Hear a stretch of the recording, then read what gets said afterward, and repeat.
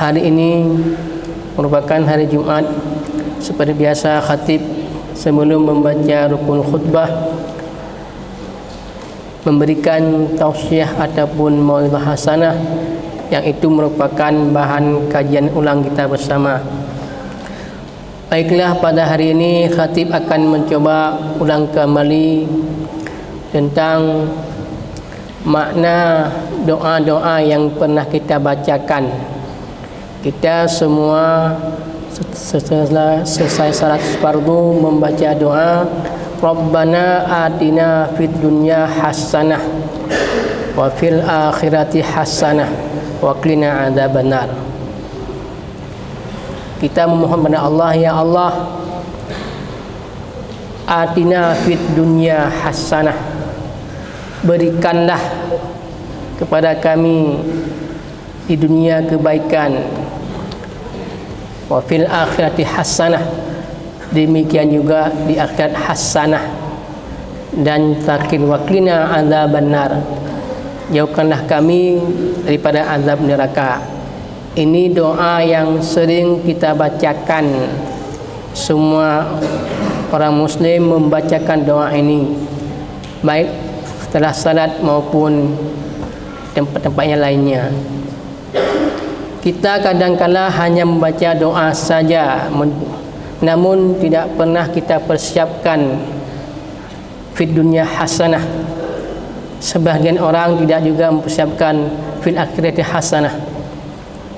Rasulullah sallallahu alaihi wasallam telah menggambarkan ciri-ciri orang mendapatkan fid dunya hasanah wa fil akhirati hasanah, juga wa qina adzabannar.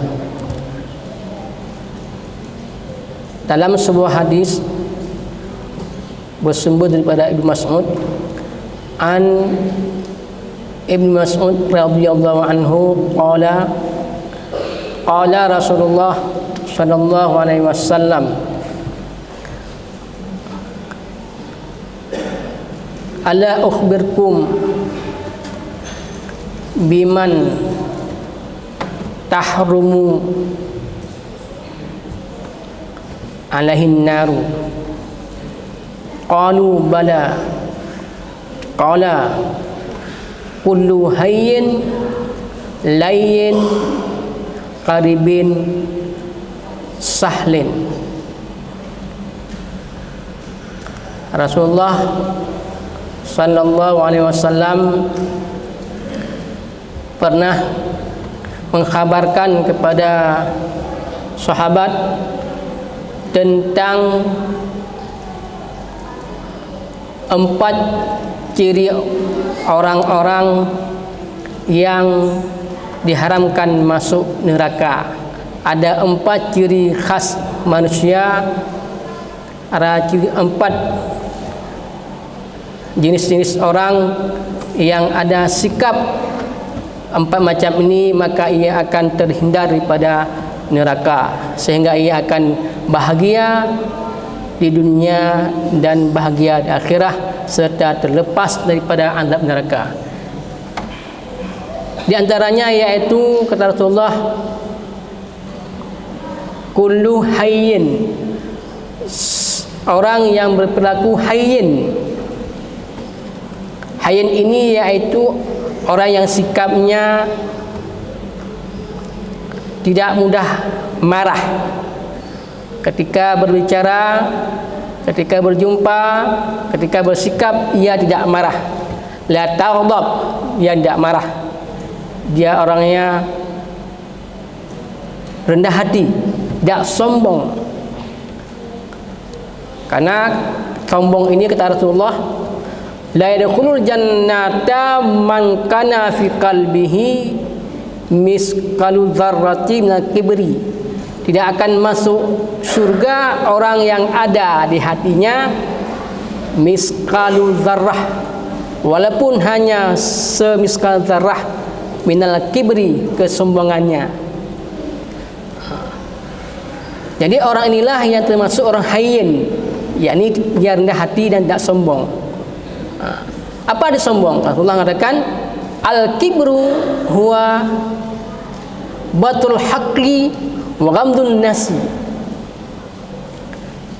Sombong adalah melawan kebenaran dan merendahkan manusia. Itu sombong. Ketika ada sifat yang melawan kebenaran dan merendahkan orang lain, itulah sombong. Orang sombong ini bukan hayyin, maka dia termasuk orang yang celaka. Oleh karena itu, jadilah kita sifat yang bersifat hayyin, yang tidak marah, cepat marah, yang tidak sombong, yakni rendah hati. Yang kedua yaitu layyin. Man layyin. Layyin yaitu lembut. Pertama, ia sikapnya rendah hati dan lembut. Segi bahasanya lembut. Ketika berteman bahasa lembut, sikapnya lembut. Ketika berjumpa dengan orang lain, dia tidak berkopoh dan sebagainya. Dia tenang sehingga tentram orang lain, sehingga orang lain menjadi nyaman dengan sikapnya. Inilah layyin, lembut. Allah mengatakan innallaha rifqu, sesungguhnya Allah itu rifqu, lembut. Wa yuhibbu rifqa, sehingga Allah suka kepada orang yang lembut. Wa yu'ti ila rifqi, dan Allah akan memberikan rahmatnya kepada orang yang lembut. Ma la yu'ti ila afi, dan tidak Allah berikan kepada orang yang kasar. Oleh karena itu, termasuk orang yang lain itu orang yang lembut, sehingga Allah memberikan rahmat bagi orang yang lembut ini. Jika kita jadi pribadi orang yang lembut, insya-Allah semua manusia akan senang dengan orang tersebut. Maka ia akan bahagia fi dunya hasanah dan akhirat dua hasanah. Yang ketiga yaitu qaribin. Qaribin yaitu orang yang dekat dengan semua manusia. Ia sayang sesama manusia. Orang ini tidak membuat tabir dengan teman yang lainnya. Orang ini tidak memilih teman-temannya. Ia berkawan, berteman karena Allah Ta'ala. Ia sayangi temannya karena Allah Ta'ala. Karena Allah mengatakan, la yu'minu ahadukum hatta yuhibbu akhi ma yuhibbu nafsihi. La yu'minu ahadukum, kata Rasulullah, tidak sempurna nikmat. La ini la naqis, tidak sempurna akan iman mukmin hatta sampai sehingga ia yuhibbu li akhihi, ia sayangi, ia cintai temannya, ma yuhibbu li nafsihi, seperti apa yang ia sayangi pada dirinya. Inilah konsep orang yang qaribin. Ketika dia berperilaku qaribin, insya-Allah ia akan bahagia dunia dan akhirat. Kemudian yang keempat yaitu sahlin. Sahlin yaitu orang yang mudah urusannya, sikapnya pun mudah. Ia suka menolong, bukan orang yang mempersulit orang lain. Ini sahlin.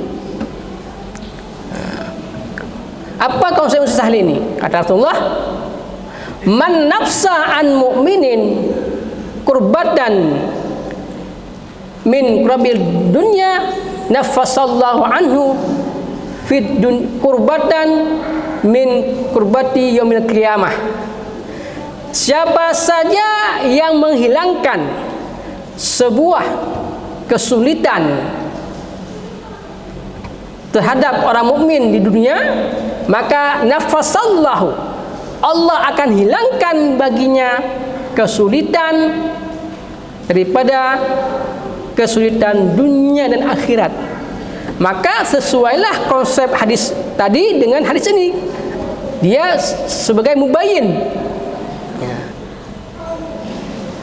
Rasulullah juga mengatakan, "Wa man yassara 'alal mu'sirin Yasadallahu alaihi fid dunya wal akhirah. Siapa saja yang memudahkan orang yang sulit, insyaallah Allah mudahkan baginya di dunia dan akhirat. Jadi tidak rugi menjadi orang yang sahlin. Pertama, Allah berikan kemudahan dunia dan Allah berikan kemudahan di akhirat nantinya, sehingga dia menjadi orang yang terhindar daripada neraka. Rasulullah juga mengatakan, wallahu waman satara ala mu'minin satarallahu fid dunya wal akhirah. Dan siapa saja yang menutup kekurangan orang lain, menutup aib temannya, maka satarallahu alaihi fid dunya wal akhirah. Allah akan menutup aibnya, kekurangannya nanti di dunia dan akhirat. Inilah balasan bagi orang yang sahlin.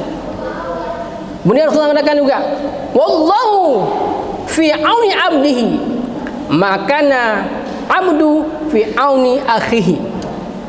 Allah selalu menolong hambanya selama hamba ini menolong temannya. Jadi ketika si sahlin ini membantu temannya, menghilangkan kesulitan temannya, Allah tetap memberikan kemudahan, pertolongan baginya. Hadirin kaum muslimin sedang salat Jumat yang berbahagia. Inilah sifat-sifat ciri khas orang-orang yang Rasulullah inginkan kepada semua orang mukmin. Pertama, dia harus hayyin, layyin, qaribin dan sahlin. Mudah-mudahan kita ini termasuk orang-orang yang Rasulullah sebutkan, sehingga kita mendapatkan fid dunya wal akhirah, saadah, bahagia, sehingga kita tidak ada masalah-masalah nantinya. Saadah fid dunya hasanah, itu saadah, bahagia. Kata Rasulullah, alamatu sa'adati arba'atun. Ada 4 tanda-tanda kebahagiaan. Ada 4 tanda-tanda orang bahagia. Apa rasanya? Yang pertama yaitu zikru dzunubi madiyati. Ia mengingat akan dosa yang telah dilakukan. Ketika orang mukmin ini mengingat dosa-dosa yang pernah ia lakukan, maka dia itu sa'adah, termasuk orang yang bahagia. Jadi hadis ini berkaitan dengan hadis lainnya, saling membayinnya. Apa tujuan ataupun apa filosofis sehingga orang bahagia ini? Rasulullah katakan bahawa orang yang mengingat dosa-dosa yang pernah ia lakukan, dia melupakannya. Supaya apa? Supaya kata Rasulullah, atbi sayyata al-hasanata. Supaya ikutkanlah, inginkanlah akan sayyah, keburukan dengan kebaikan. Sehingga ketika ia mengingat akan dosa, maka ia akan membuat sebuah terobosan yang bermanfaat bagi manusia. Makanya termasuk orang yang bahagia. Yang kedua yaitu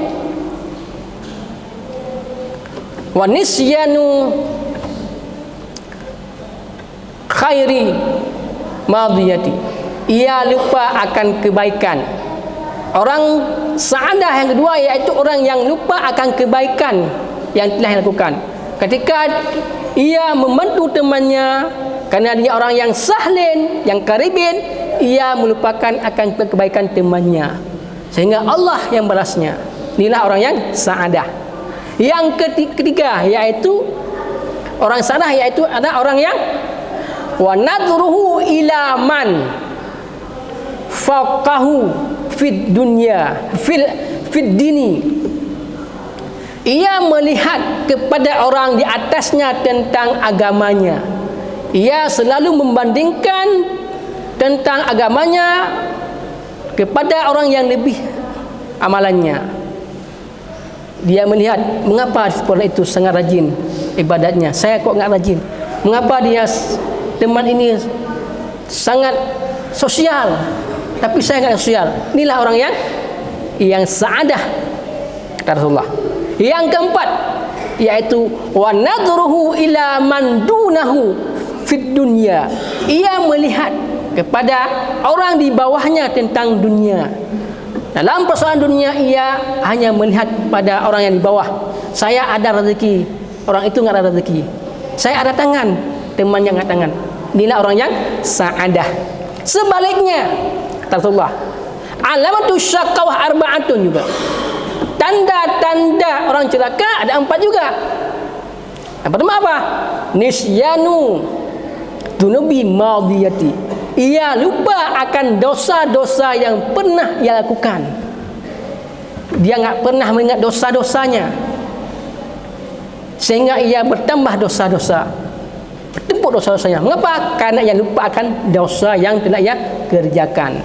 Yang kedua yaitu zikrul hasanati. Ia mengingat akan kebaikannya yang telah ia lakukan. Ia hanya teringat perbuatan-perbuatan yang baik yang ia kerjakan. Ia hanya mengingat kepada teman-teman yang dia bantu. Inilah orang yang cilaka. Ketika kita mengingat akan kebaikan kita pada teman kita, ini termasuk orang yang cilaka, kata Rasulullah. Kemudian yang ketiga yaitu wa nadruhu ila man fawqahu fid dunya. Dan orang ini juga melihat kepada orang-orang yang terlebih pada persoalan dunia. Ia melihat temannya sudah senang, temannya sudah ada mobil 3, ia masih 1 mobil, susah, gelisah. Maka dengan sikap inilah menjadi orang syakawah. Apa alasannya? Mungkin karena ia melihat temannya yang lebih, maka ia akan timbul iri, dengki sebagainya. Maka sesuailah kata Allah, orang yang syakawah. Yang keempat yaitu wa nadru ila man dunahu fid din. Tentang masalah dunia, tentang masalah agama, ia membandingkan dengan orang di bawahnya. Dia enggak salat, saya salat. Itu dia bandingkan. Dia enggak bersedekah, saya bersedekah. Dia hanya melihat di bawah tentang masalah dunia, masalah agamanya. Inilah orang yang syakwa. Insyaallah kita ini menjadi orang yang pertama, orang yang hayyin, yang layin, karimin, dan sahlin, dan orang yang sa'adah fi dunia wal akhirah, dan bukanlah orang yang syakawah fi dunia wal akhirah, sehingga waqina adzaban nar, kita akan terlepas daripada neraka. Hadirin kaum muslimin sedang salat Jumat yang berbahagia, mungkin hanya ini sebenarnya khutbah singkat saya. Jika ada kekurangan dan kesalahan, saya mohon maaf. Sekarang kita akan memasuki rukun al-khutbah. Alhamdulillah, alhamdulillahi rabbil alamin, wassalatu wassalamu ala sayyidina Muhammadin wa ala alihi wa sahbihi ajma'in. Amma ba'du, fa ya ibadallah, ittaqullaha haqqa tuqatih wa la tamutunna illa wa antum muslimun. Bismillahirrahmanirrahim. Qul huwallahu ahad, Allahus samad, lam yalid wa lam yulad wa lam yakul lahu kufuwan ahad. Barakallah.